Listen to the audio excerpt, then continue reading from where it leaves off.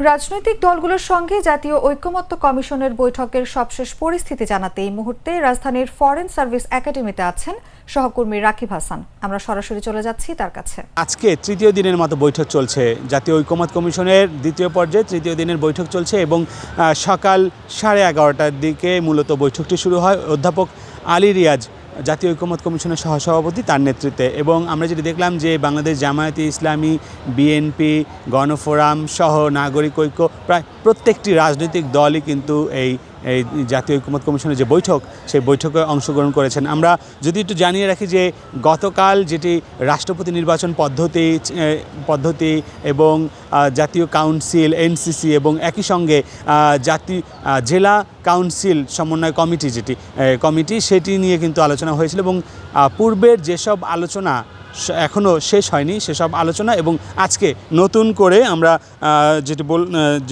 আজকে নতুন করে প্রধানমন্ত্রীর মেয়াদ, সংবিধান ও রাষ্ট্রের মূলনীতি এবং নির্বাচনী এলাকা নির্ধারণ বিষয়ে আজকে বৈঠক চলছে।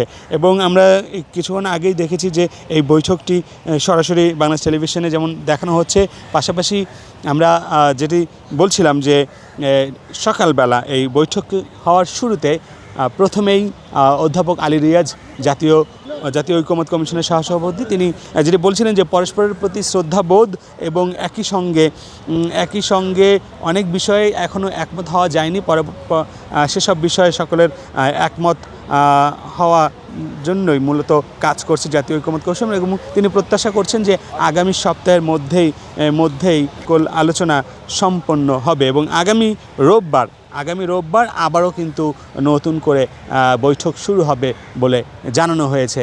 তো এই ছিল আমার কাছে জাতীয় ঐকমত্য কমিশন থেকে সর্বশেষ তথ্য।